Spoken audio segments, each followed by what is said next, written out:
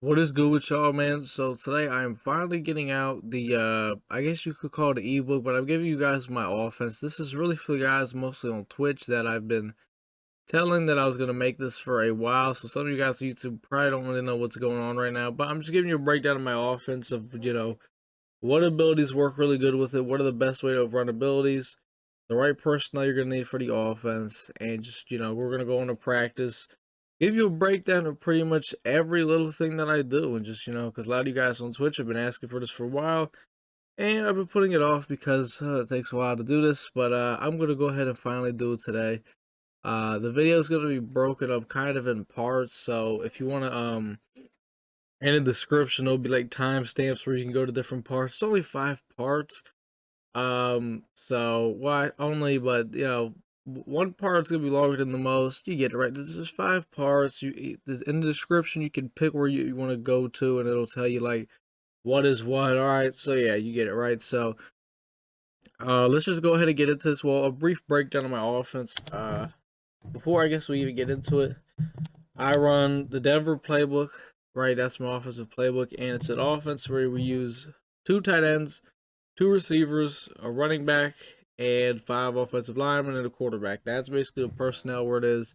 You're gonna be able to run the ball. You're gonna be able to pass the ball. It is pretty good. So, we're gonna go ahead and dive right into this thing, and get into part one. All right, so this is part one. In part one, we are going to be going over. Well, I guess I'll give you a breakdown of each part. So, part one, we're going to be going over, the correct personnel. What kind of archetypes do you need to be looking for? And just, who will kind of work best with the offense. Part two is going to be kind of like an abilities, like what abilities, obviously what abilities I run, what abilities, just a list of all the abilities that work really good with this offense to help you out, because maybe you don't want to run the same exact abilities as me. That's fine, but I'm going to give you some other abilities that'll work really good. Part three will be kind of an intro to once we get into the practice field of like, all right, this is the playbook, this is kind of all this stuff, like showing you everything we're going to be doing, so you can kind of get ready, to see everything. And then part four is going to be, all right, now we're going to go into every formation, every play, show you what I do it, and just all the little adjustments. And part five, which is the last part, I'll show you different coverages: cover three, cover two, cover four. What would I do against these? Just different formations. What am I gonna do against them? So yeah, but this is part one. So let's go ahead and get into this. Right, part one is personnel. Right, personnel. What I mean by this is, once you want to get the right archetype for players. Right, offensive lineman. It's not a big deal. Okay, well, it is a big deal because you're gonna need to be able to run the ball and you're gonna need to be able to pass the ball. Um, so obviously have a good offensive line. Now, me personally, my whole offensive line is pretty much free except for Lane Johnson and this my right guard. Everybody else I got for free. So I would definitely recommend having a pretty decent lineup, because being able to run the ball in his offense is going to be a game changer, because it's going to open up the passing game. So I would definitely recommend it. There's a lot of ways to get free linemen. Just go play your challenge. Just do what you got to do. Right.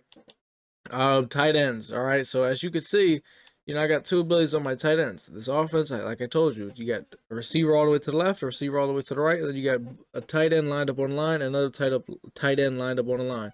You're gonna need 2 good tight ends. The archetype that I would recommend you getting is a vertical threat tight end, because vertical threats, they're gonna be faster, they're gonna have better route running, and they're going to get the proper abilities that you're probably going to need for your tight end for cheaper, and they'll just get them, period. So vertical threat tight ends, what you need to look for. For your third tight end, if you want to get like a possession tight end or run blocking tight end, that's fine. But your starting 2 tight ends need to be vertical threats, okay? So remember that. I don't care who you get, just make sure they're vertical threats. I don't care who they are. And then wide receiver wise, it really doesn't matter about the archetype. Once again, this is something it's kind of up to you to use, but just make sure you get some guys, that are going to be able to get open and make some catches. You know what I mean? Running backs. So running backs, you want to make sure that your number one running back, your starting running back, is a power back running back. Because for this offense, I would say you're going to need at least 3 running backs. At least 3, right? Your number one running back needs to be a power back. We're also going to need a running back for when you throw the ball, just so you can have a running back out of the backfield who's going to be able to make some tough catches, nice route running, maybe some speed. For me, that's what Michael Vick is. Michael Vick, um, he's my running back I use when I throw the ball at the backfield. And there's some handoffs. There's certain handoffs. So obviously, we'll go into that once we go over to the plays. What kind of handoffs he's getting. But it doesn't have to be a receiving back archetype. I know some elusive backs are pretty good coming out the backfield and catching passes. So that one, I would say elusive back, receiving back is, kind of a running back to catch the ball. And then there's certain runs we're going to run where they're going to get off to the edge and use their speed. So number one back, make sure you got a power back, a guy that, because you're going to probably want to end up putting bulldozer on him. And you make sure you have a back where you can have him catch passes out of the backfield and, certain runs where he can hit the edge. And then your other back, for when you're running the ball, I would honestly recommend it being a power back, right? LeGarrette Blount and William Perry the Fridge are my two running backs. So let's say I'm running the ball really good. LeGarrette Blount takes a hit, or he's getting a little tired. Then I sub the Fridge in. That's exactly what I do. You know what I mean?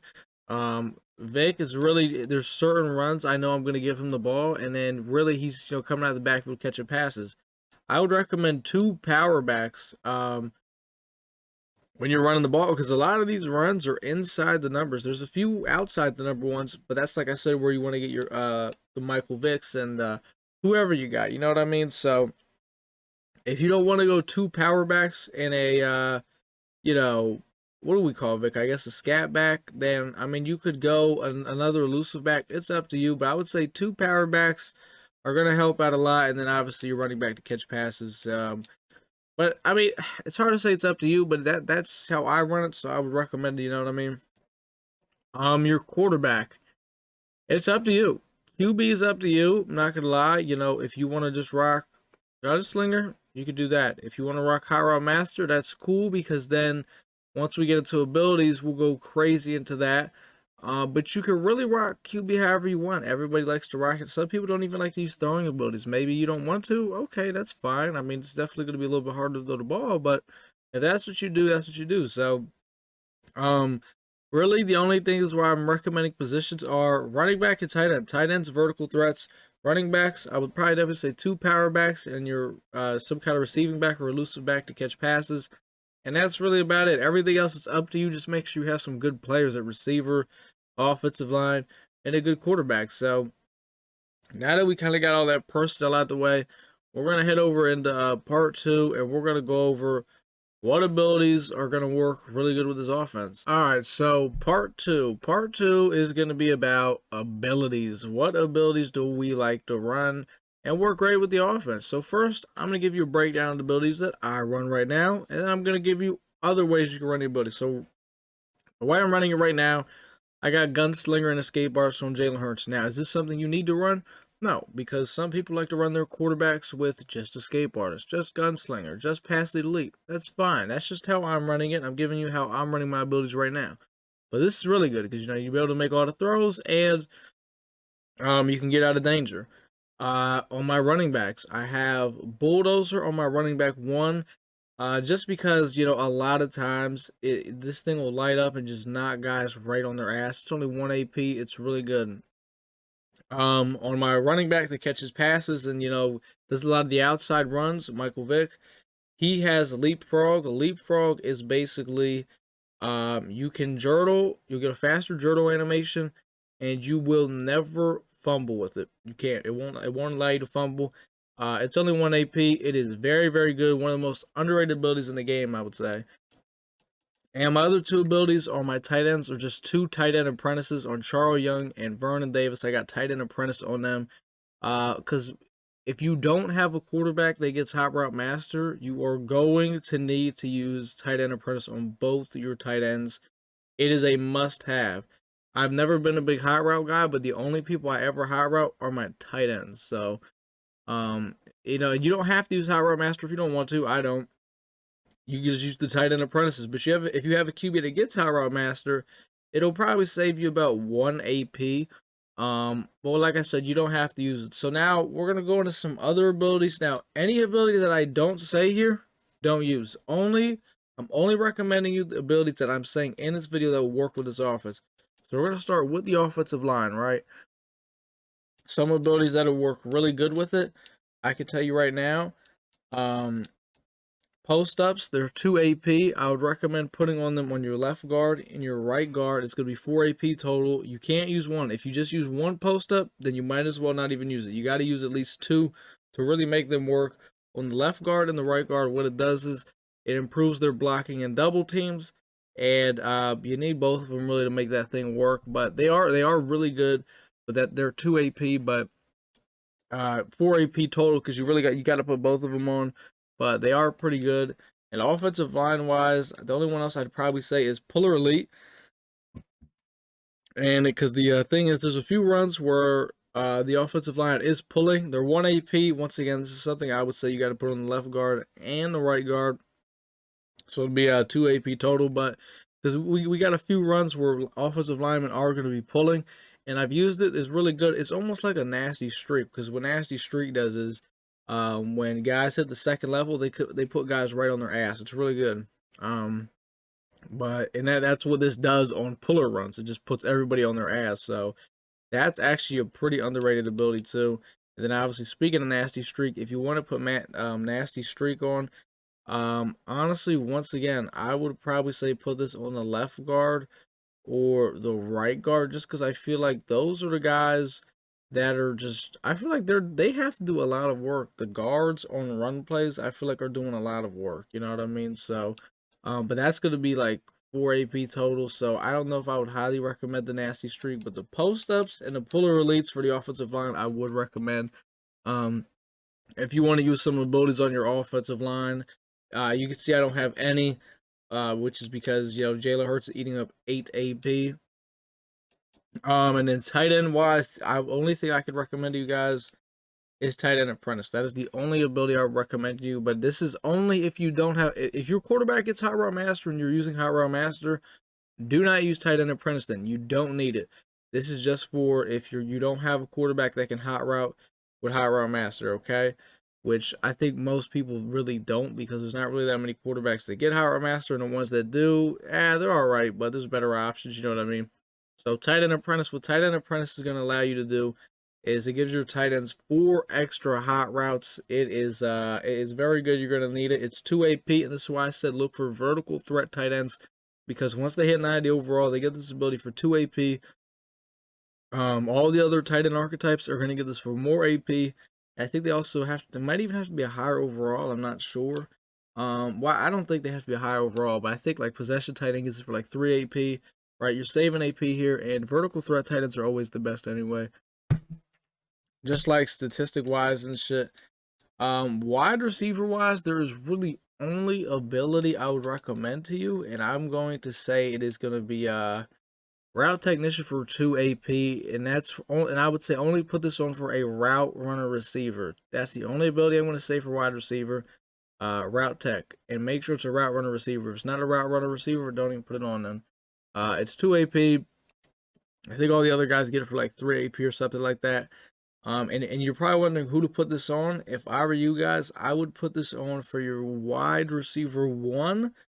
And the reason is because Devin Hester is going to be on some really big like post route plays, and just some plays where you can get downfield really quick, or really whoever your wide receiver 1 is. I mean, obviously you're always going to kind of flip the play to the strong side, but a lot of times Devin Hester is kind of the guy. Well, not Devin Hester, your wide receiver 1. So route tech on a route runner on wide receiver 1 is what I'd recommend. Because wide receiver 3 for me personally doesn't play at all. That's why he's just kind of sitting there, right? Running backs. We got a few abilities for running backs. Obviously, Bulldozer is one that you are most likely, I would highly recommend for your number 1 running back, putting Bulldozer on. A lot of people are probably thinking, well, just put Bruiser on, it's 2 AP. No, I feel like it's a waste of AP. Just put Bulldozer on for 1 AP. It does that, but 1 AP, and you know what I mean? Because stiff arms in this game, they are good, but you don't need an ability for it. It's not that deep. So for your starting running back, I would definitely say that. Leapfrog is also really good, but this is not an ability I would put on a power back. This is an ability I would put on either a receiving back or an elusive back. You get a really nice journal animation, and you will never fumble on it. So you can really just get fearless in the middle of the field and do like crazy things and try to journal. Very, very good. I'd recommend this too. And If you want to put jukebox on, like an elusive back for like 1 AP, if you really just got 1 AP and you're deciding on abilities, jukebox, it's all right. Okay, it's not my favorite ability, but it's all right. And also I would probably say running back apprentice is also not that bad if your running back doesn't get backfield master, which now mind you, running back apprentice, this is because remember, you're supposed to have a running back in the backfield when you're throwing the ball who's going to catch passes. So for me, like Michael Vick, so you would want to put this running back apprentice or backfield master on whichever one of your running backs you're subbing in when you're throwing the ball or stuff like that. So for me, I would put the running back apprentice on Michael Vick, or let's say I got like an Alvin Kamara, you know what I mean? Or backfield master. The difference between running back apprentice and backfield master is running back apprentice, you just get the 4 hot routes for the running back. Backfield master, you get the 4 hot routes for the running back, and he gets better route running and catching. So, if you can't get the backfield master on him, you can put running back apprentice. It's fine. It's really good. A lot of people always tell me, why don't I just run that? I'm not a big hot route guy on my running back. I'm just not, but it would be pretty good. And the last ability I could probably say for the running back is tank. The only problem with it is though it's 3 AP. Basically, you can't get hit stick with your running back. Very, very good ability. The problem is though it's 3 AP. But if you somehow could find a way, I would definitely recommend probably putting this on your number 1 running back. It's really good. It's just it's kind of hard, you know what I mean, to find the AP for a 3 AP. But it is really good, and I would probably have to say that's it. Let me just check Michael Vick's abilities. That's most likely it. So yeah, he gets backfield master for 1 AP. Yeah, I would probably have to say that's pretty much it for the running back abilities. Remember, any abilities that I don't say, I would not recommend using. Only the abilities that I'm kind of mentioning. For the quarterback, this one is really just a preference thing, you know, because it's up to you guys how you want to run it. If you want to run gunslinger, that's fine. If you want to run escape artist, that's fine. If you want to run pass lead elite, that's fine.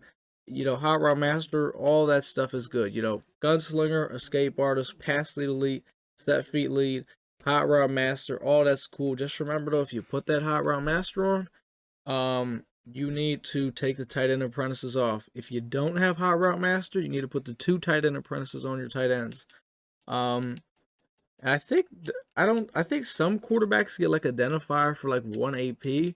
If you have like a pocket quarterback, so maybe if you want to throw identifier on for like 1 AP, that's cool. It's kind of up to you. So there's a couple options there.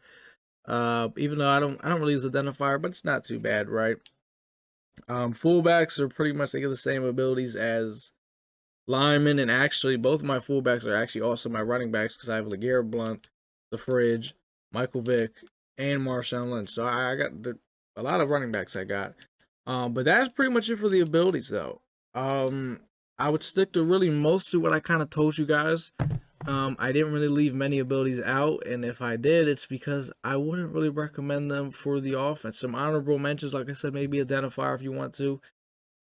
Threat detector, which is a lot of AP. You know, just throwing a couple ones out there, maybe backfield mismatch. I'm just trying to think of things maybe I didn't say that if you really want to, you could put on, but I would stick to mostly what we kind of talked about here just because it's going to make the offense.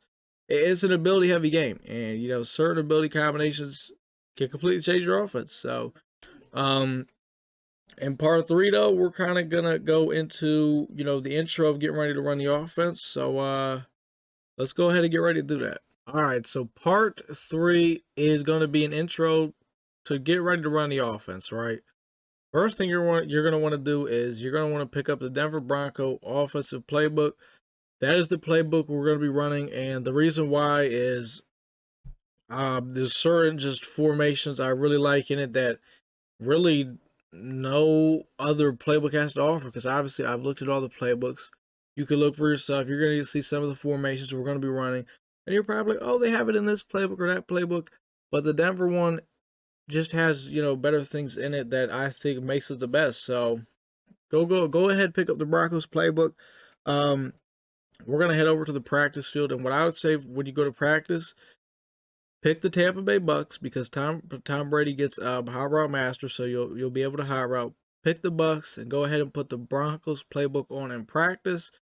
and we're going to head over there and kind of give a little bit of an intro to what we're going to be running. All right, so we are here on the practice field. What we're going to be doing right here is just kind of going over all the formations we're going to run, what I like to do out of them, and you know what I mean, just giving you the basics right now, because part 4 is when we're going to really go into these formations and break every little thing down. This is just kind of an intro to explaining what I like about all of these, right?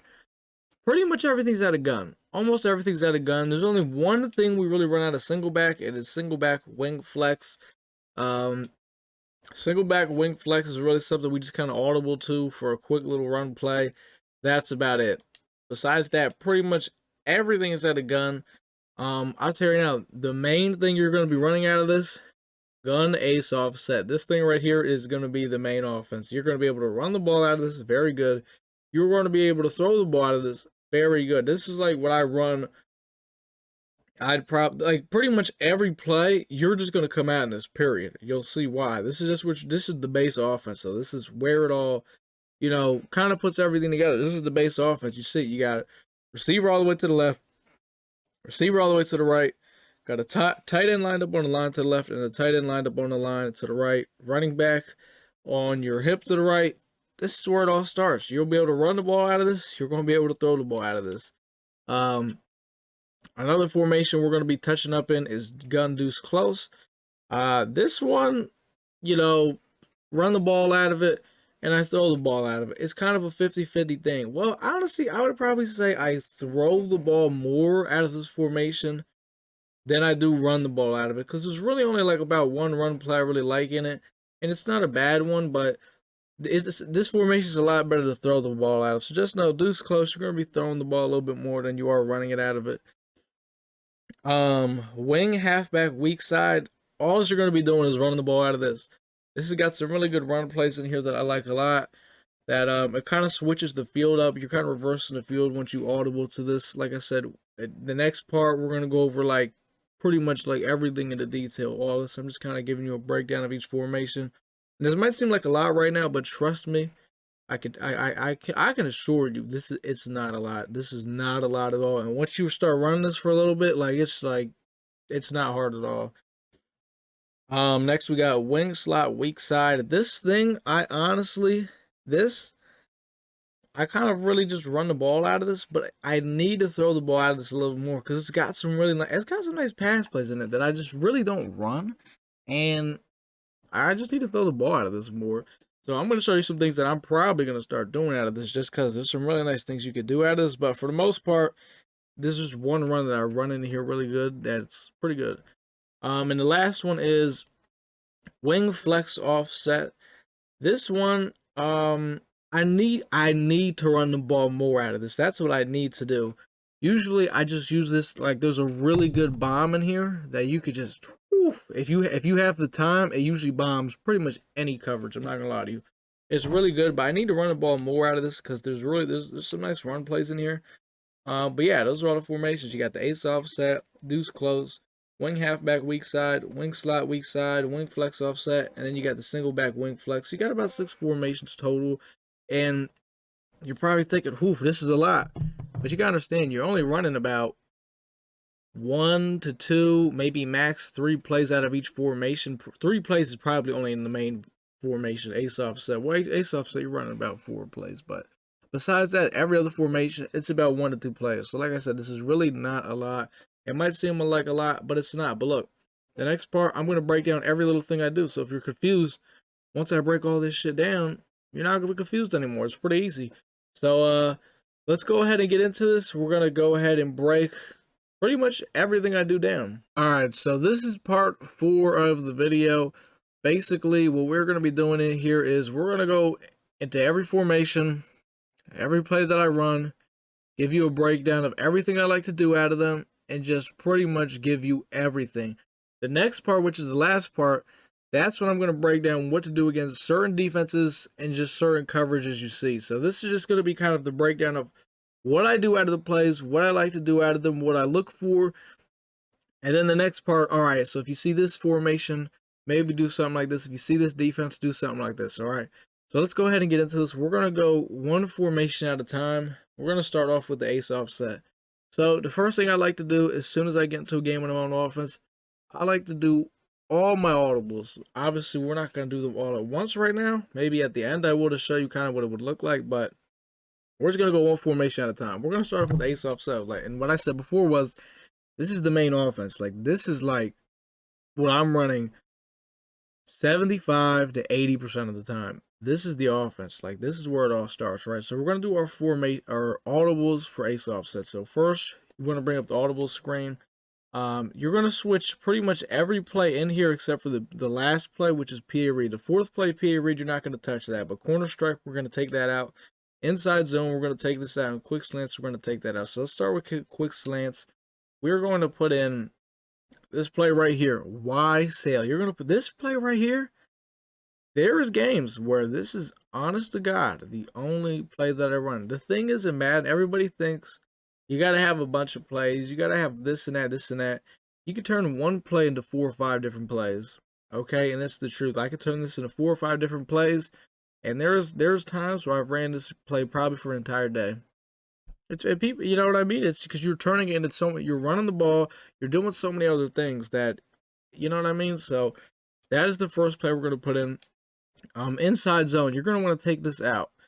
You're going to want to scroll all the way to the bottom because it's actually the very last play. So it's easier if when it starts you at the top, just hit up and then it takes you right down immediately. 0-1 trap. Very, very good run play. It is a very good play. You're going to need that in the audibles. And the last play you want to take out is the corner strike play. You're going to want to scroll down a bit until you see power O. You're going to want to put power O in once again. We're running the ball here. You got to remember this. We're running the ball, and you see it. So it's going to look like you're going to have Y sail, 0-1 trap, power O, and the PA read. But when you come out on the field, you're going to want to come out in the inside zone because guess what? Now you have 3 run plays at the line of scrimmage, right? You got the inside zone, you got the 0-1 trap, and you got the power O. So you look at the line, you see you know what I mean? So watch, I'll show you. So you always want to come out inside zone. Every play you want to come out in that inside zone, I'm telling you, right? So it's not really a big deal what we have the defense come out in right now. I guess we'll just have them come out we'll have them come out wide 9 for now, because right now we're just breaking down everything, you know what I mean? So boom, you go to the line now and you see it. We got the inside zone. So we could either run the Y sail, right? 0-1 trap, power O, PA read, or the inside zone. You got 5 plays at the line of scrimmage you get to choose from. Because a lot of times what I'm doing here is I'm looking at the line of scrimmage on what I want to do. You know what I mean? So like I said, I'm going to show you the breakdown for pretty much every play in here, what I do, even the run plays, because there's a lot you need to be able to know in the run plays. Now, like I said, part 5, we're going to go over what defenses, what coverages do, but inside zone, there's 2 things I like to do on this play, right? Sometimes I shift the line to the left, right? Which if you don't know how to do that, you just tap the left bumper, and then you flip the right stick to where it says slide left, right? Or wherever you're running. If you're running to the right, like let's say you have to play flip and you're running to the right, then you slide it to the right. You know what I mean? So I would slide the protection over, right? And then it's really an inside zone. A lot of people don't know. You know, they think you just bust it right up the middle. No, the inside zone is for you to find out where the hole is. You could be running right up behind the center, 66. You could be running up right behind 74. Sometimes you might be peeling this thing out behind 76. And sometimes I'm going right behind 78 because a lot of times what these guys try to do is they try to shoot the gap really quick on 66. So what you could do is a little something like this. You could kind of wait, cut it back like this, and then boom, after they miss with their user, like cut it back like you're going to the right. So they dive through the gap, miss with their user, and then boom, shoot it right up the middle through the center.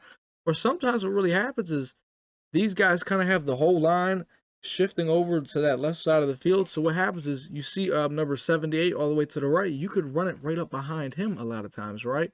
You could just take it right there, and right there think you got bulldozers, so you try to truck with him. You're putting him on his ass, and you're getting a couple yards there, right? So that's what's shifting the line. Another thing I like to do, because, you know, a lot of guys, they might have inside stuff. When you see an inside stuff, you're going to have to double team that every single play. As long as you double team it, though, he won't shed. So let's say they got an inside stuff on this, the guy to the right where I'm double teaming, right? I'll just go ahead double team him. It'll take him out to play, and then you pretty much just, you know, find the hole and take off. And a lot of people you gotta have patience on these runs. A lot of people when they run the ball, I guarantee what you do is as soon as you hand it off, you're holding turbo. No, no, no, no. That's not what you want to do, right? When you get the ball right, you gotta see it and then hit turbo, right? So I get the ball here, boom, and then you take off, you hit turbo. You know what I mean? Find the hole and then hit it and go. You know what I mean? That's how you kind of want to do it. Don't hand the ball off and just immediately hit turbo. You know what I mean? You gotta wait, find the hole, and then take off. So those are probably really the only two ways to set up the inside zone. Shift the line, kind of the side you want to run to, or double team either the inside stuff. And let's say they don't have an inside stuff. You just double team the guy you want to run behind, or just the guy that you kind of want to take out the play. So, for example, in this situation, who would I double team here?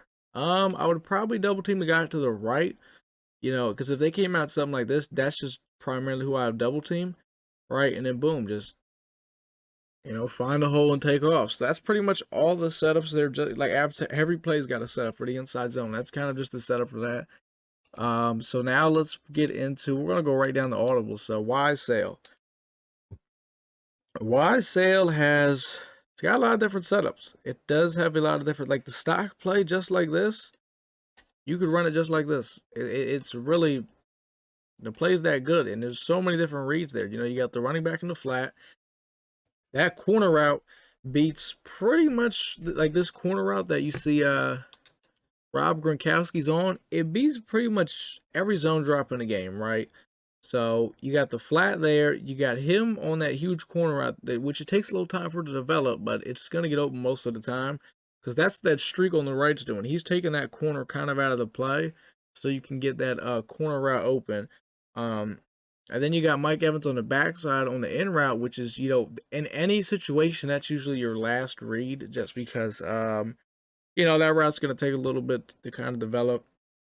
And then you got OJ Howard on the other side just running that little hook curl. So if you want to run this play stock, you can. A quick setup, I'm going to show you every setup for it. The quickest setup I always do with it, what I'll do is this. As soon as I get to the line with it, I'll immediately put my left tight end Y on an out route. And I'll just snap it like this. Just this setup alone, I mean, I can't. It causes problems because here's the thing: if they try to man up OJ Howard on the left, well, the out route's gonna beat it every time. You see what I'm saying? So, like, let's say they just manned it up, boom. A lot of times you could just throw that thing right off the rip because man coverage is not gonna be able to play that. It can't. It can't play that. Even if you shade the outside, doesn't matter what you do. So, just putting him on a quick out route. That's a setup I like to do a lot.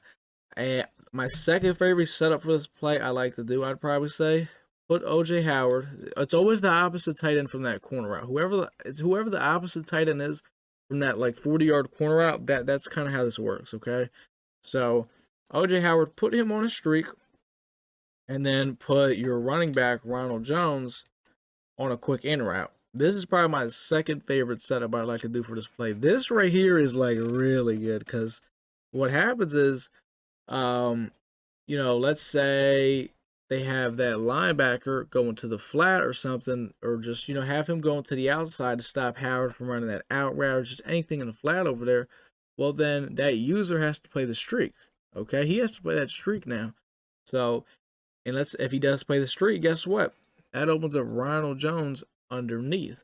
And then let's say, none of that worked. Well, you still got this in route coming in over the middle, and then you still got that 40-yard corner route, which works really good. So, you got a lot of options on the play. Just kind of comes down to you making a read. I think this is cover 3. So we got Ronald Jones wide open. So yeah, that's probably those two ways to set it up. Probably my two favorite ways that I set it up. Another way you could do this thing that I like to do a lot. So the opposite side of the running back is how you're going to want to set this play up. So the running back's on the right, so we're going to start on the left side. So Mike Evans, the receiver, all the way to the left. We're going to put him on a streak. Put him on a streak. OJ Howard, you're going to want to put him on a corner route. Boom. Remember, we got hot route master ready, so we can hot route, but in game, you'll probably have tight end apprentices. So, I mean, if you got the tight end apprentices, it'll be pretty good. Because then you can use these hot routes you're going to have to do. So put OJ Howard on a corner route. Now you're going to want to put Rob Gronkowski on a drag route. You're going to want to put the receiver all the way to the right. I don't know who that is. Johnson, whoever B is, put him on an out route. And you're going to want to put Ronald Jones as a running back on a streak route. Or, yeah, they call it a streak. Boom, it looks something like this. So basically on this play, a lot of times how the progressions work in my head, when I snap the ball, I look to see, is the corner backing up all the way off the receiver to the right who's on the out route? If that's so, I'm throwing a quick out route, give my easy 5-6 yards, right? If he's playing that, okay, well now I know with the running back that if the user's not playing the running back, like he's actually not using that streak route, then it has to be either that, see that whoever that guy is on the slot next to the linebacker, he has to play him. And if he's not playing him, then the running back's going to be wide open on that streak route, right? And then obviously you got all the junk to the left. You got that drag over the middle.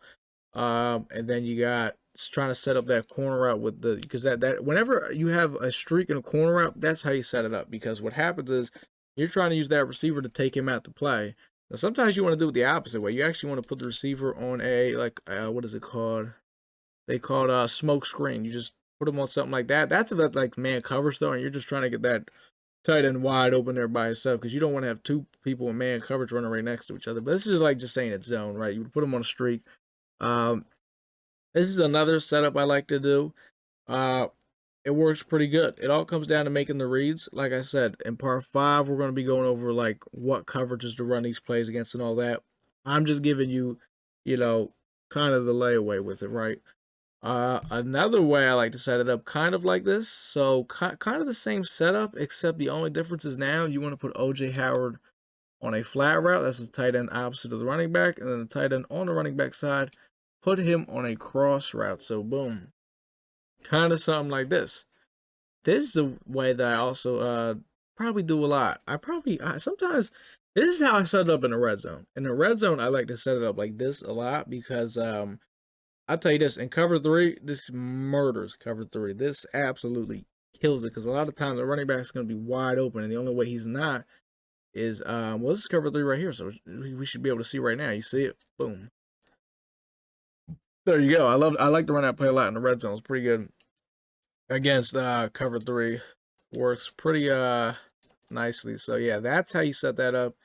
I'd probably say the final way, actually another way you could set this up, right? So put both the receivers on streaks and then put both the tight ends on corner routes, right? Well, actually, no. Stock play, right? You got that 40-yard corner route right there, and then on the other side, streak the receiver and put the other tight end on a corner route. See, now, let's say he's got his zone drops on like 30, right? Because if you put a 30-yard cloud flat, it will kind of play that corner route, but if you can kind of pass lead it up a really good way, you can get it over it, trust me. But so you can set up something like this, because then this will kind of, fuck this guy's day up. As he's putting his zone drop to stop that corner out. So while he's backing all the way up, well, now you're taking that little, you can hit the other side and take the corner route underneath. You know what I mean? He'll be able to kind of slip underneath it. And then the running back, it's up to you if you want to put him on a flat route, put him on an in route. Maybe you got running back apprentice, which I don't. I don't really use it. You could maybe put him on a Texas route. Texas route would probably be really cheesy with this play. I'm not gonna lie, Texas route would absolutely fry this play. So, yeah, you could do something like that. That's another way to set it up. Or you could just do it if you don't want to do the 2 big corner routes. You could do it with just both the little corner routes. Put both the tight ends on just like normal corner routes and just, you know what I mean, let it rock like that. That is another way to do it. And I would probably say my final way of kind of doing this play is, so stock play like this. Motion the receiver over to whatever side you got the huge corner route on the tight end. So in this case, I'd motion Mike Evans over to this side.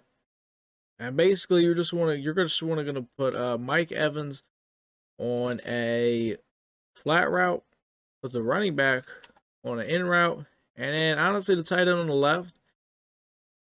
It's up to you to do whatever you want with them. You can honestly do whatever you want. If you want to put them on a streak route, put them on a corner route, put them on a hook route, really whatever. I mean, you can honestly even put them on a crosser because that corner route is so deep like this thing is about 40, 50 yards. Like you're gonna get downfield pretty quick with it. And this crosser's about what? 20 yards or something like that. So it's like half of this. So really it's up to you. You can do whatever you want to do with him on that side.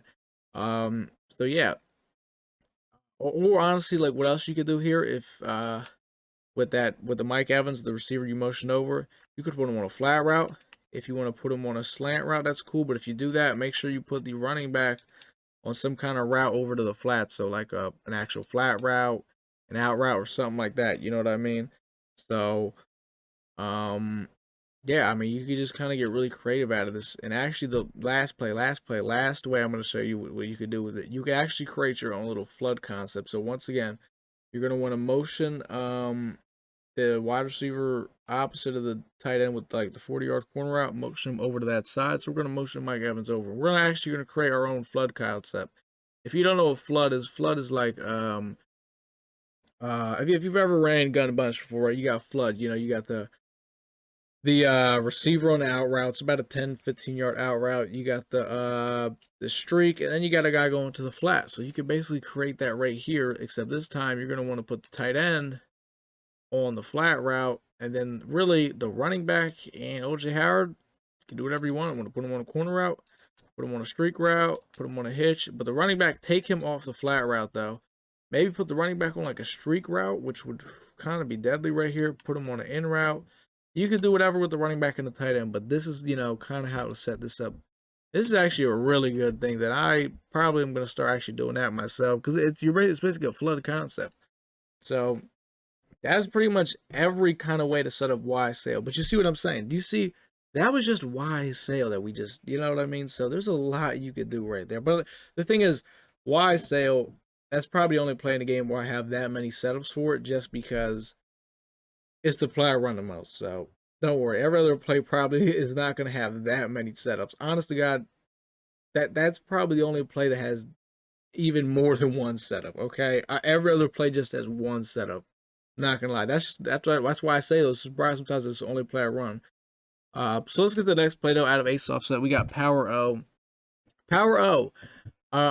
You're probably wondering, well, when the heck do I even run this? Really, I feel like the best time to run power O. So when you're running the O1 trap, right? Actually, no, O1 trap is the play we need to be doing. My fault. We actually skipped it. Okay, so yeah, that's good. All right, because this is what I wanted to actually show. O1 trap, really. There's two things that are going to happen on O1 trap. You're either going to run it and you're just going to get a really good gain out of it, or you're going to run it and you see the D tackle on the right. I can't tell what number he is, but you see him. He's lined up like on 65 and 78. He's just going to blow the whole play up. Those are really like the two things that are going to happen there, right? And if he blows it up, what that means is this. I don't know why, but what it means is if you run power O, he's going to get blocked. And power O is going to work really nicely. So if the O1 trap is working and everything's going great, it's really, honestly, there's just not many adjustments to make to it. Only adjustment I can say on O1 trap is if there's an inside stuff, just double team. Because when you do that, then he won't really like shed or get that crazy shed. Besides that, there's really there's nothing to do with it. But only thing I could say is if that guy on the right is blowing that play up with that D tackle, then run power O. Just run power O and it'll work pretty nicely. Yeah. Besides that, there's really no like kind of setups for that. Well, I guess power O, what I could say is double team this guy right here on the right, because power O, this is what it looks like. You're kind of boom, you know what I mean, doing a little something like that. It's pretty good. So only thing I can only really say is either double team the inside stuff, or if there's no inside stuff, then you're kind of free to double team the guy on the end there. Between that and the trap, but all these runs are really good. I run the ball, that's what I do. So yeah, there's not really a lot of setups for those two runs though. It's just kind of that. And our last play out of ace offset is PA read, which once again, this is a really good play. Now this play does have a couple setups. Once we get out of ace offset though, not a lot of plays have a lot of setups. It's just kind of, you get to the line with it, I'll tell you what you need to do, and that's it. Like ace offset, like I said, we started off, this is the base offense that a lot of times that's all I run. All right, but this play right here, what is it called again? PA read. What I like about this play a lot is you see this post route Mike Evans is on. A lot of times, if this play gets across the field, Uh, or something like sometimes what'll happen is it'll get underneath the inside third if the inside third's too deep, and if it gets across the field, it'll just get wide open, which could take a little bit. But yeah, so I'm just gonna show you a couple ways I like to set this play up. First is just kind of put the tight end on the right A, put him on a drag, and I usually this route right here, the guy who's on the comeback route, I always take him off this just because he's this what is it? This crossing route that the left tight end's on, it's always going to run into him.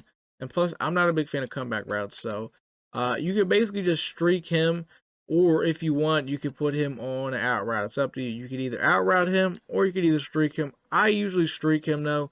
And then a running back, if you have high route master, you could just go ahead and put him on a flat route. But if not, you can just put the running back on a little out route like that and set it up kind of like this. This is something just a quick play to kind of get out the line, easy reads. He really dropped that. What the hell, Gronk?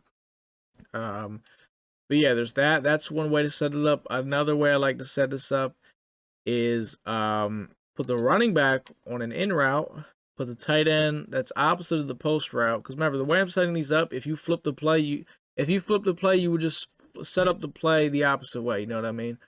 So put that tight end opposite of the post route on an out route, and then put the outside receiver on a streak. He's honestly on a streak most of the time on this play, I'm not going to lie. And it looks a little something like this. This is a lot of time I'll roll out with this play. I'm looking for the corner route. If it's not there, then I'll go ahead and low ball that post route. Because if you roll out, let that post route get across the field, low ball that thing most of the time and aggressive catch it, and you will get it most of the time. It's really good. It is really, really good. Another way I like to set this play up is I will so let's say whatever the strong side of the field is. So let's say, all right, let me respot the ball. That'll help out a lot. So let's say we are on the right hash of the field. Okay, let's say we're on the right hash. So the left side is kind of the strong side of the field, and I go to the line with the play like this. But I still want to get that, but I still want the post route on the left side just because. Take the tight end on the left off the crosser route, put him on a drag, put the running back on an in route, and then put the tight end on the right here opposite of the post route on a crosser, and then streak the receiver on the right, and do a little something like this. This is just like a lot of like just kind of like I don't want to say mesh because it's kind of like a mesh concept. Yeah, you just got a lot of routes colliding and just, you know what I mean, a little something kind of like that. So that's pretty cool. There's probably two more ways for me to set this up. The next one is going to be, actually, let me spot the ball back in the middle of the field real quick. There we go. All right, I got probably two more ways to set this play up. Like I said, this and YSL probably have the most setups in the game. That's, you know what I mean? Whatever side the post route it's on, that tight end with the post route, put him on a corner route like that. And then put the running back on the in route. Put the tight end on the right on an out route, and then receiver up to that. Receiver's on a streak almost every time. And it looks a little something like this because it's kind of like a high-low type thing. You might either be going up top to that corner route right there, or you might be going underneath kind of to that out route right there. And then you got the running back. Right, the post route is always kind of like your last read in the situation. You're kind of looking for that last, because I mean, you don't want to just look deep, and then you had the running back, you had that, and you missed out all that. Well, now you're stuck waiting for that. You know what I mean?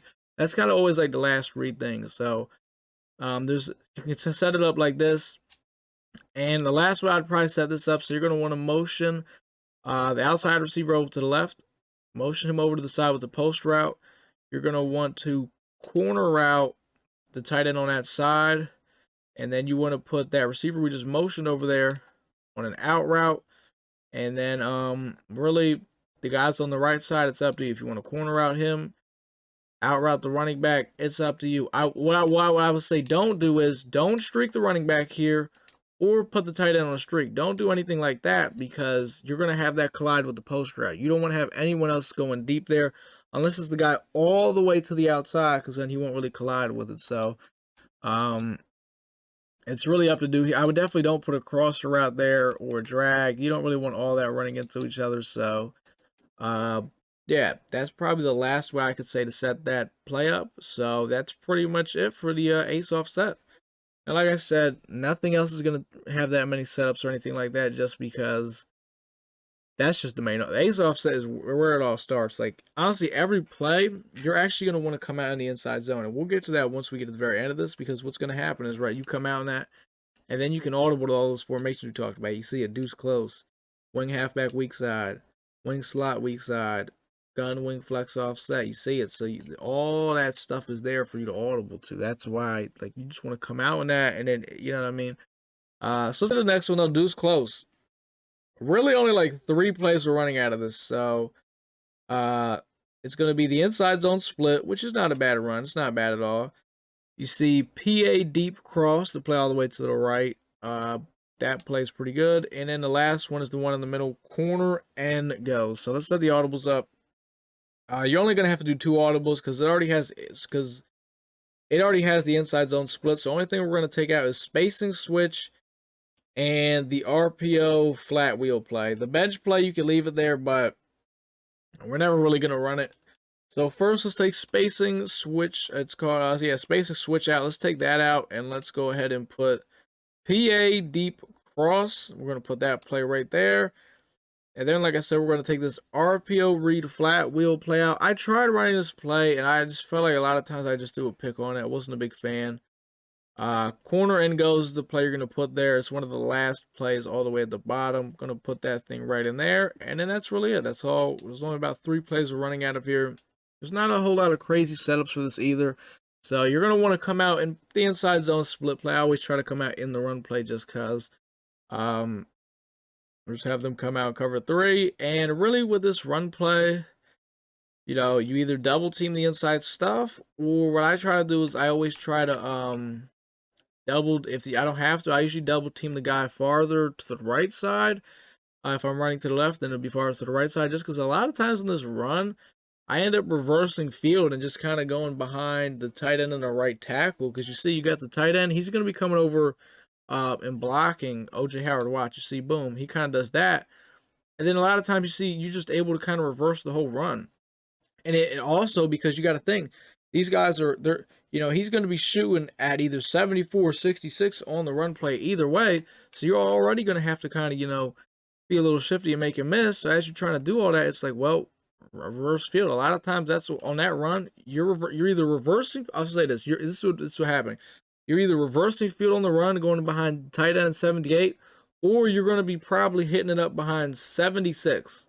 Like it's like that usually. You know what I mean? But at the end of the day, with the runs, it just comes down to you finding the right hole and all that. You know what I mean? As long as you set the run up right, or you could always shift the line to the left. You could do something like that. So that's really about it, I would probably say, for that. So let's get into the 2 pass plays. We got PA deep cross. I got like 2 setups for this play. The first one is going to be so the receiver that's on that little like hook type of route, Mike Evans, right? You're going to want to streak him. Boom, put him on a streak. The tight end to the left, which is O.J. Howard, you want to put him on a cross route. The running back, Ronald Jones, put him on an in route. And then the tight end that's on the side with that big crosser with the receiver, Gronkowski, just put him on an out route. And it looks like something like this. This is a big money play for me. I run this in a red zone. I run this a lot. Man coverage, let me tell you something. This just, man coverage, there's nothing they can do about it. It kills it, because look, that out route, you're going to be able to, that kills man coverage every time. Like, just, there's a lot of reads here on this play. You can see it. I mean, it's, you know what I mean? It is, it's a pretty deadly play. Like, it is, because a lot of times what happens is, like, when you audible, they'll just go to man coverage just because, well, you go to man coverage and it's a mess, because, the running back on the in route, a lot of times, I'll say in cover 4, he gets wide open. I know that. Yeah, it's a really good play. So the other way I would probably set this thing up that I do is, what do I do? Oh yeah, so what I'll do is, I'll just motion the receiver that's opposite of this deep crosser. So Mike Evans, I'll just motion him out, and that's it. That's literally it. The only difference is I just motion him outside, which only time I really do that is against like cover 2, just in case, like, he's got his flat kind of set a certain depth, and you could streak him, maybe just try to have him burn him. Besides that, that is really about it. for that play. It's just that's kind of the same way it's set up. It's just the only difference is you're just motioning the receiver route sometimes. So and the other play is corner go. So what I do on this play is you see how both those receivers are on those zig routes. You would think it fries man coverage, right? No, I swear to God, those routes are terrible. So literally, what I do with them is I take both of them off those routes and just streak both the receivers because those do better against man coverage than those routes. I swear to God, like there's a chance that someone gets bumped or just someone gets fried. So um, you want to leave OJ Howard on his zig route because that route's it's pretty good.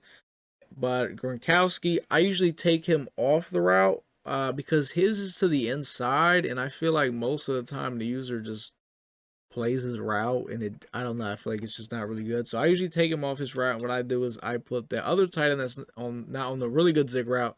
I just put him on a corner route, and then really it's up to you what you want to do with the running back. If you want to put the running back on out route, you put him on an out route. If you want to put the running back on a wheel route, you put him on a wheel route. It's up to you. I wouldn't really say put him on an in route though, because you don't want him to collide with the zig route. So I'd probably say an out route, wheel route. If you got high route master, you can flat route him. Maybe you want to Texas route him. You know what I mean? If you got high route master, you can do a little bit more. So yeah, you can do something like that. That's pretty much really the only setup though for that play too. That's about it. There's nothing really too crazy about it. You know what I mean? And that's pretty much it for the Deuce Close. That is pretty much it for it. There's not a, like I said, Ace Offset was the only one that really had crack. As we keep going, there's going to be less setups. So wing, halfback, weak side. We only run the ball out of this. I'm not going to lie. Only plays I run out of this at all is the halfback base and the outside zone. That's literally it. So audible wise, it already has the outside zone. The rest of these plays don't really matter. So just take wise stick out. We're going to take that out of the audibles and we're going to put halfback base in. And that's it.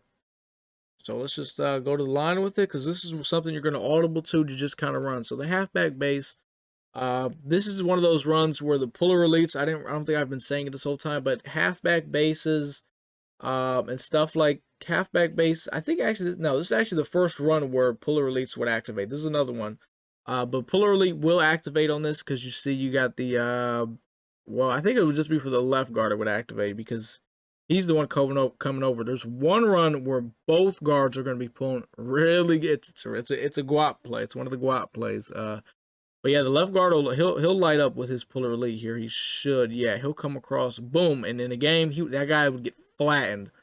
If you got puller elite on him, so he would get killed.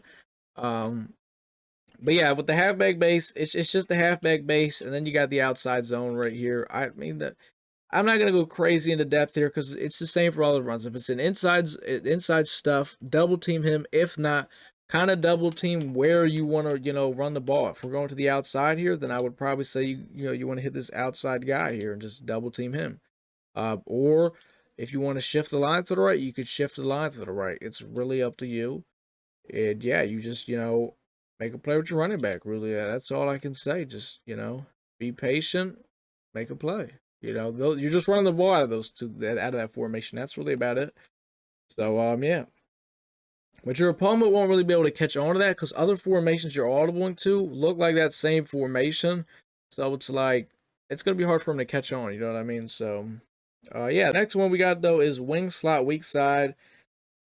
We got about 3 plays that we run out of here, but in reality, I really only run one play out of here, so I run 2 plays out of it. I run 2 plays out of it, but I'm gonna give you a third play because I want to start running this play. So, and it's the 3 plays right here. We got drive, which you can't really see, but you'll see when we get into the game. It's the play all the way to the left drive.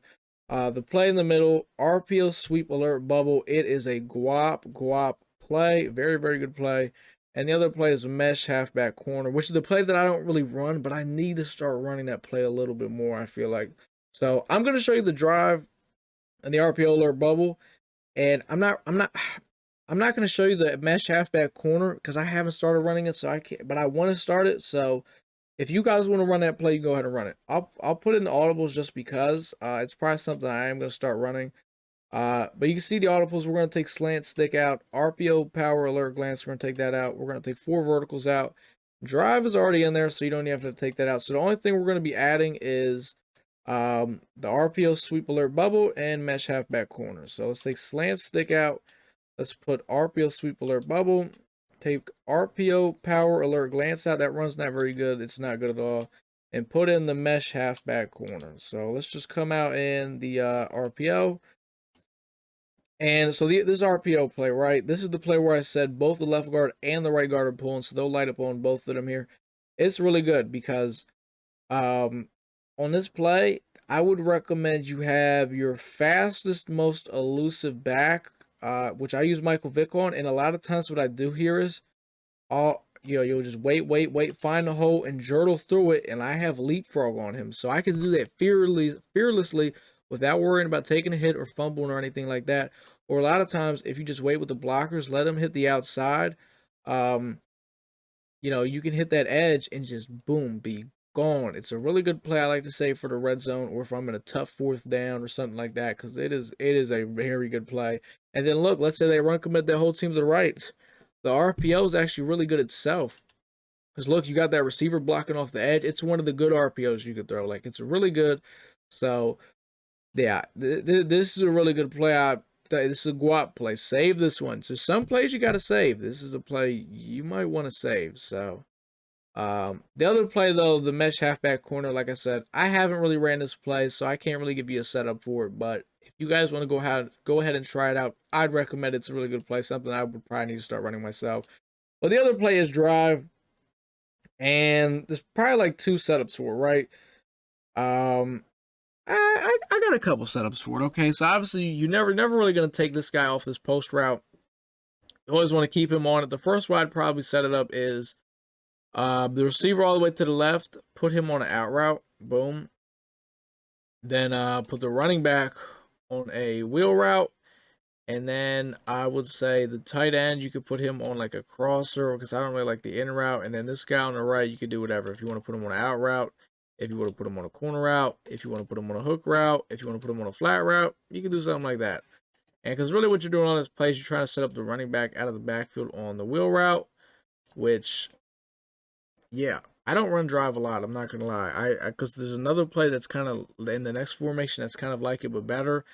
But that's one way you could set that up. And the last play I'd probably set it up is you just put the tight end on a crosser like that, running back on an in route, and if you want to leave this tight end on a drag, you can. If you want to corner route him, you can. If you want to put him on a hook, you can.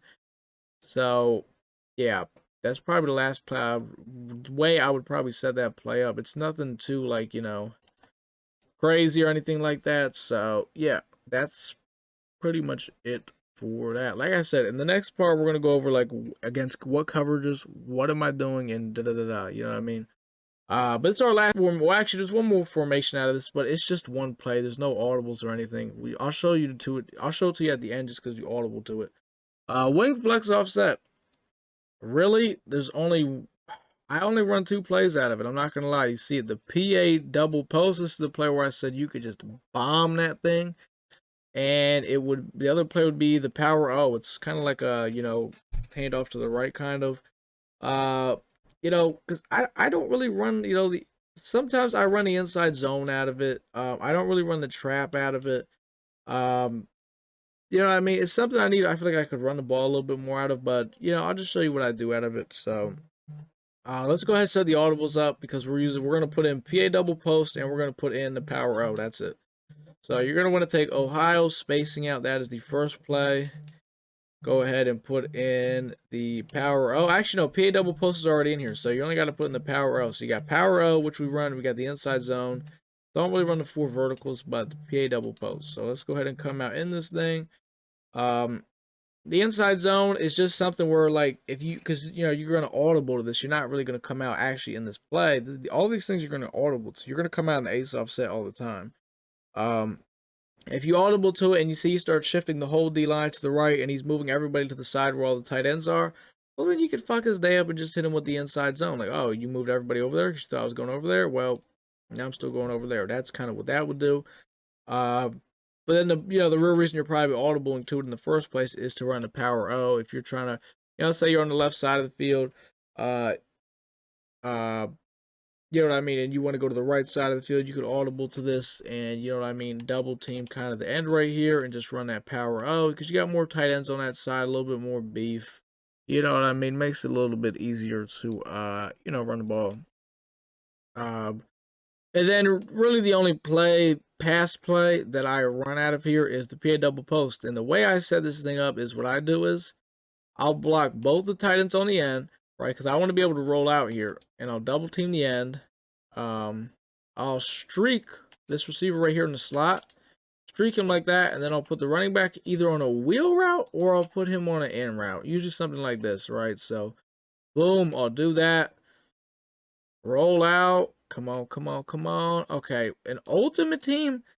I'm not gonna lie, and like I guess regs apparently they play that, but let me tell you something. Ultimate team, if the user doesn't play that, that is a touchdown every play. I try not to run this play a lot. I feel like the only time I really run this play, because you got to have a lot of field to run this play. So you got to be, I don't run this play a lot just because like I don't want to, get caught up because you're really the only read is probably the post route. Like the wheel route, I don't even really look for it. It's just kind of there, like, you know what I mean? There we go. We got it there. But yeah, that play, like, it pretty much bombs everything. That post route is like insane. It is really good. And that is pretty much it though. So like when you get in game, like I guess I could kind of show you like what this thing's gonna look like. So you'll come out in the ace offset. I always come out in the inside zone every play, right?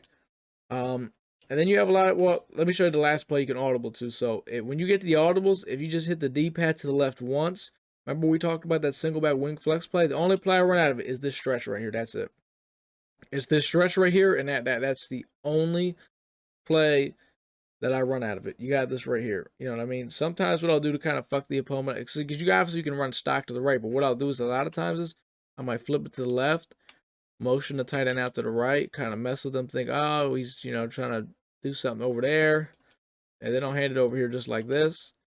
Or sometimes also what you could do is you can motion a receiver over to the right, maybe if you're running it to the right for better blocking, or as kind of a decoy if you're running to the left, you know what I mean? Kind of mess with their head a little bit, you know what I mean? But yeah, so when this is what's going to look like. You come out in the ace offset, you could audible to the deuce close, because this is the best way to run it. You want to come out in the ace offset, and then you want to kind of audible to everything, which is why you're probably thinking it might be a little bit confusing, but trust me, there's only like 2 plays that you're running out of almost every formation, right? Then you got the wing halfback weak side, which like we said, all we do out of this is run the ball. This is just the primary, running formation. Then you got your wing slot weak side, which this one, like we said, this is really the RPO play. I mean, like, you don't have to run the drive and the other play out of this. This is your RPO play. You're doing this to do the RPO. You know what I mean? This is a really, really good play, man. I'm telling you, this is in the red zone, 4th downs, save it, because, man, I'm telling you, you're going to wish you did. And then the last one, the gun wing flex offset, or whatever the hell it's called, right? This shit with the power O and the PA double post. So yeah, that is pretty much that's it. In part 5, what we're gonna go ahead and do is what to do against like cover 3. I'll show you a couple looks that people run, like, the 2-4-5 odds, the double A gap, or just certain runs or certain things you'll see in game that you're like, all right, what should I do against that? So that's what we're going to go ahead and do in part 5. All right, so this is the final part 5. We're going to kind of go over, against certain defenses, what is just going to help, what's going to work the best, you know what I mean? Like, so we're kind of going to look at 3-5 wide. Well, I guess I could show you all the ones I'm going to show you. You know what I mean? I'm going to show you some looks that you'll see, like real things you're going to see, right? So, 3-5 wide, I'll show you a couple things you can do against that. Double A gap, 3-5 odd, and 2-4-5 is just kind of like, honestly, it's kind of like nickel normal. In a way, it's kind of like nickel normal what I run, except for, how the defense alignment is of them, you know what I mean? We'll kind of go over all these. So 3-5 wide, right? If you see 3-5 wide, we're going to go from running the ball to passing the ball, right? So 3-5 wide, if you see this, right? There's a lot of things you can do because obviously he can make a lot of different adjustments. I always start out with the inside zone. I double team the guy right up on the center, boom, and then I just kind of go from there to get a feel of like, all right, what is this guy doing? Because you could just because you're in 35 wide does not mean you're stopping the run. That doesn't mean anything, right? So all right, maybe he starts kind of moving the guys over to the left a little bit, right? If that's the case, then you hit him with a power O. All right, well now we're going the other side on you. You know what I mean? Boop. You know what I mean? And remember what I said about the trap. If when you're running, if the trap is working, then keep running that trap. If what happens on the trap is that D tackle on the right starts blowing it up, remember what I said. Hit him with the power O. So, you know what I mean? You really, honestly, with it 335 wide, all the runs will work against it. Inside zone split is going to work. Every run is going to work. Halfback base. It just comes down to how he's making his adjustments and he's, doing his thing. Like, every run's going to work on 335 wide. Every single run. It just comes down to, do you call the right run when he's doing however his adjustments are, to be honest with you? You know what I mean? You just got to stay patient with the run against 335 wide. Passing the ball wise, if he is coming out in cover 3, let me back the ball up a little bit. We are kind of like all up on the end zone. Let's go backwards a little bit here. All right, so if he's coming out to cover 3, right? I love cover 3 because let me tell you, if you cover 3, one of my favorite setups for cover 3, boom, cover 3. Hello, right? So if he's running cover 3, first thing with the streak is the first read. If you snap the ball and the streak is wide open, see in a real game that's his user playing it. Okay, whoa, hold on. I am not gonna lie, I was not ready for them boys to shed like that. I was trying to like give a breakdown of each, how the progressions against cover 3. Okay, let's do it like that. So you want to set it up like this: streak the tight end on the left, running back on the what is it called? The in route. Your first read is the streak. All right, if he's coming out, it's because there's two things they're going to do with that streak. They're either going to leave it open because they got a guy going out in the curl flat, or they're going to man it up. And if they man it up, it's pretty much going to be shut down. But if they do that, then guess what? That means that running back is going to be able to run wide open over there, and that in route coming over the middle also could be open. But forget all that, right? That's just if the streak gets manned up. If he's not manned up, then that means his user is probably going to have to play him. Or he has a hook curler, which, like I said, if he has a hook curl, then, well, you got that, once that in route gets all the way over there to about that 40-yard line, or where you see where the 40's at, or whatever, he'll be wide open. So, that's just if, with the streak route, there's a lot of different things they do there. But forget all that. If this is cover 3, and, he's got, like, maybe he's just got a deep curl flat, cloud flat, whatever, well, let me tell you something. Gronkowski is going to be wide open every single time. I mean, that I'm telling you, this is my bread and butter play. Once you learn how to pass lead this thing up properly, even against 30-yard flats, it's game over. Because the only way they can really stop that play is, honest to God with you, the only way they can stop that play is if they man the tight end up. You have to man them up. And if they start manning it up, then you can do different things. That's when you could just use your brain a little bit. All right, you know what? Maybe I put this guy on a drag, put the running back on a wheel route. This is when you could just start to freestyle, get a little crazy. It's like, all right, you want to man him up? All right, cool. Then I'll start getting a little crazier. Boom. You know what I mean? You could just start using your brain now. Like, you know what I mean? So, cover 3, you're either kind of looking for this quick streak here, or you're bombing the corner route. You know what I mean? Or you're taking the underneath that he gives you against cover 3. Against cover 2, a lot of times they'll try to do against this play against cover. And I'm kind of giving this play as kind of the breakdown to kind of help you out, I guess, with zones in a way. Like, just, because cover 3, what are they doing here? They're stopping you. They're trying to stop you from throwing any deep post route. And, what does cover 3 do? They try to stop you from throwing the post routes. They're bringing people down in the box to stop the run and things like that. So, there's going to be gaps in between places, and things are going to be a little bit tighter. But you got it, because a lot of times they'll probably blitz you out of this too. You got to understand, people are going to be trying to blitz you. You know what I mean? But against cover 2, a play that I like is PA read, because with cover 2, you got both safeties are on deep halves. So in the middle of the field, you know what I mean? Remember what I talked about before? If you could just let this post route get across the field. Well, actually, I didn't. I didn't even call it cover 2. Hold on. Hold on. Because the play works good against cover 3, but it works against cover 2. I would say this play works a little bit better against cover 2 than the Y's. Like the PA read play works better against cover 2 than the Y sail. Let me have them come out in cover 2 against 3-5, right? So let's call the PA read. Let's set it up like, I'd probably say my favorite way of setting this up lately is doing it like this, I'd probably say. I would say this has been probably one of my favorite ways. A little something like this. All right, so you're just gonna roll out. We're gonna try to hit this post route. Wait. Okay. See, like I said, Regs is weird. So 55, the middle linebacker, just ran with 55. You see the guy in the middle of the field? He just ran with the post route. In Ultimate Team, let me tell you something. That is not happening. Regs is it's just a weird place like that. That's not happening. So just imagine that play there, but without 55 running with him.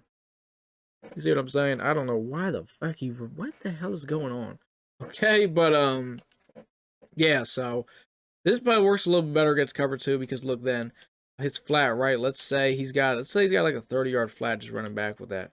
Well, guess what? That corner route's gonna get right underneath that. Or let's say he's got like a, what is it called? Like a hard flat type thing. You know what I mean? So there's just so many things you can kind of do here. He's got to get creative. You know what I mean? Just against these coverages. Why does that middle read keep running with him? Like, you understand? Like, that's a touchdown every play, right? Or honestly, even against cover 2, right? Well, you can just stand strong in the pocket, right? And let's say he's got no inside third there. Well, once this post route gets across the middle of the field, right? Boom. As long as you throw this thing at the right time in the middle of the field, you got to be really quick with it, because so the deep halves don't react to it. Boom. Right in the middle of the field. Boom. Every time. So, I guess with the PA cross play, against cover 2, what you could do is, I'll say this, so with this play with cover 2, motion Mike Evans out, boom, set it up how you would normally set it up, right? Just like that. Against cover 3, just same thing, but motion him in. Well, you don't have to motion him, he'd already be inside. Just streak him like that against cover 3. Let's see what else we got here. The drive play, which I've been running this play a lot less, but I guess a good way against cover 3 would be motion this tight end out to the right and put this tight end on a corner route, and then maybe have the running back on an in route, a little something like that against cover 3. Against cover 2, what you can kind of do is motion him back inside, put this guy on a crosser, put Mike Evans either on an out route or you can put him on a smoke screen. It's your choice. And then kind of set this bad boy up like that. It's actually a good setup too, kind of for man coverage in a way. So you could do a little something like that, because then you see the cloud flat was going all the way back. You could just take the smoke screen underneath. So yeah, that's kind of that play. And then the last one, I guess, PA double post. It's the same setup every time for this play. Streak him, boom, block tight ends off the edge, wheel route the running back. Or if you don't want to do that and you want to stand strong in the pocket and forget a rollout, then really what you could do is you could I would still always block never block the outside tight end. I'm saying if you're gonna like because let's say you put wasn't ready to snap the ball. I'm trying to make my adjustments, Brady. All right, let's go back to it. All right, because if you block that outside tight end, right, I've noticed a lot of times what happens is, so let's say I put him on a route and I block this tight end like this, right? This guy, like a lot of times, let's see if he'll do it. A lot of times what will happen is he won't block like anybody on the field at all. Like he won't actually like block anybody. He'll just kind of like sit there and do nothing. So if you're gonna block any tight end on that play, make sure it's the inside tight end, because that outside guy is gonna do absolutely nothing and it's gonna be a huge waste of time. So you could do like maybe put him on a cross, do something like this, you know what I mean? Or if you notice he's playing man coverage, then there's really no point of putting the streak out here. Then you could kind of just put him maybe on like a drag in route the running back, and like this is against any coverage, just because like this is a universal coverage play, because this post route burns everything. Cover 2, cover 4, cover 3. There's not a coverage in the game. Like it just beats it. Like I said, I don't run it a lot, which it would be kind of, honestly, if I did, it would be pretty cheesy. But Because if you just low ball that thing at the right time, even if there's a guy over top, it's a completion every time. So that is 335 wide though. That was 335 wide. Which I mean, I kind of went into every coverage there to be honest. I kind of just broke down like cover 2 and cover 3. I guess the rest of these I'll kind of go over running the ball against them because I mean, I guess you guys kind of got the gist with throwing the ball. Well, because like 335 wide, like every run really works against it, and then like passing wise, it's really just because it's just like the base thing that most people run. So it's just you know what I mean. Double A gap. Let's say double A gap cover 3. Right, runs the loop that work really good against double A gap. Inside zones and power out. So out of ace offset, you got the inside zone, and you got the power out. I would not run a trap against this. Inside zone split. Sometimes it's all right against it, but a lot of times is what's going to happen is they're going to bring that right safety down, put him right in the middle between we see where the center number 66 is. He's going to be right in the middle there, and someone will come in free a lot of times. So inside zone split, probably not the best play to run there.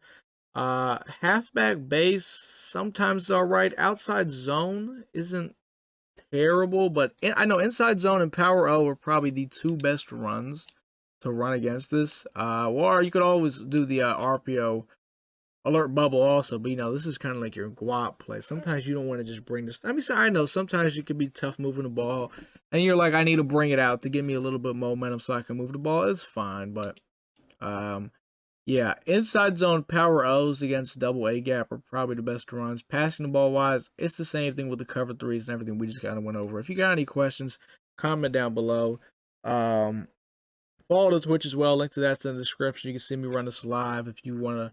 You know what I mean? Obviously, I upload some gameplays, but let's see. So 335 odd. Honestly, with 335 odd, I 335 wide, 335 odd. I like running the ball wise. I mean, I kind of just run it the same way. I mean, you look at it like this. You can run the power O because you see the left side is what's stacked, and just run it to kind of the weaker side, and if you want to look at it like that, then just run it away from the side that's, stacked. So I guess that's the best way I could word the 55 odd. Just run it away from, you know what I mean, that all that junk on the other side. Oh, well, I was supposed to go to 245 odd, my fault. 245 odds are kind of the same way though. Honestly, like it's this. Well, no, it's not. 245 odd is actually it's just 245, but 245 it's just kind of like the base thing. You know what I mean? Like this is like just a base defense. It's kind of like 35. Like you know what I mean? It's base. Like what I mean by base is like how do I explain it? I don't even know how to explain it. When I say it's a base defense, it's just kind of like everyone's lined up. There's no side that's really stacked. It's evened out. You know what I mean? You got a guy here, a guy there, a guy there, and a guy there. Well, 35 is a little bit more base because you got a guy on everybody, but you know what I mean, right? So yeah, that is. I mean, that's pretty much it, though. I mean, there's, you know what I mean. I hope that because this is mostly for the guys over on Twitch. You guys that watched me, you guys wanted this. If any of you guys on YouTube actually watched this, then hey, cool, thanks, appreciate it. But that's pretty much my offense, though. Obviously, as the more I play Madden, the offense is only going to really get better. You know what I mean? It's just going to get better because I'm just going to run more things. I'm going to figure out more things to do with it. But for now, this is it. I hope this offense, this offense gets me, top 100 in weekend league. It makes me win games. You're able to run the ball out of this. You're able to throw the ball out of it. It's a balanced offense. You're running. What does that do? It sets up the pass for easy throws. If you're in a game where you're struggling to run, it's all good. You can most definitely throw the ball out of this offense with ease. You don't. Maybe you don't even like running the ball. You could just straight up throw the ball at this offense if you want to. That's really how good it is. I mean, it's really good. You don't even have to run the ball if you don't want to, but I'd recommend it because it's just gonna make things. It's gonna open more things up for you. You know what I mean? So yeah, that's pretty much gonna do it. Like I said, if you don't follow me on Twitch, the link to that's in the description. We usually stream Madden every night. If you want to see me run this live, so it can maybe give you an idea. If you got any questions, you can go ahead and comment down below. But this is pretty much the offense, though, boys. I don't have a name for it. Yeah, it's free game. Hopefully, maybe this even gave you a little bit of pointers if you don't want to run this. I'm like just helping you out with the game, giving you a little bit of knowledge. Like, I'm not the greatest at the game. I'm just a guy that can make top 100 in weekend league here and there, win some games and beat some guys. I just play the game, you know what I mean? I've created this just based off what I like to do in Madden. I like to run the ball, and I don't know. I don't know. I mean, it's kind of this is. I ran this in Madden 21 in a way, but not like as deep as this. In Madden 21, when I did it, it was just ace offset. That was it. There wasn't the Deuce. There wasn't the Deuce close. There wasn't all this shit with it. So it's got a little more to it now, but it's fun. You got if you like to run the ball, you'll love it. Especially if you're a little bit newer to Madden, I feel like that'll help you out just because you know what I mean. You will be able to run the ball out of this. Obviously, there's going to be games where guys aren't going to let you run the ball. They're going to shut it right down. It happens, and it's all good. Just throw the ball, make plays. Oh, and one more thing I would say though, guys that do the RPO glitch, guys that do the run commit glitch to you, you're probably thinking, well, what do I do? I can't run the ball now. RPO runs will work good. The only problem with it is though, all the RPO runs in this playbook, except for the RPO little like stretch play that we do, they're ass because the D tackle just sheds instantly. So yeah, really the only one I could say to use is that RPO. The what is it called? The one out of the gun wing slot weak side. This one. This is really the only good one. Which why I didn't even tell you guys about the other ones because when people run commit glitch me, you know, I try to do those, and what happens is the D tackle that is like right up on the center just sheds instantly every time. So it's pretty much pointless unless you want to run this one. But like I said, you'd like to save this play. It's a really good play. You don't want them to get too many good looks at it, so they don't figure out how to stop it. So that's pretty much it, though. If you're running the offense, you know, cool. Have fun with it. If you don't want to run it, that's cool. You know what I mean? It's just something to run. You know what I mean? It's cool. It's something that's it's different. You know what I mean? If you like to run something a little bit different, you don't really see probably anyone running this. I don't think I really ever have. Uh, so yeah, that's pretty much good. Do it though, boys. Drop a like. Like I said, this video was for the boys over on Twitch mostly, but you guys on YouTube, it's on there just so you know everyone can get a look at it if you want to. But I like, comment, subscribe, man, and I'm out.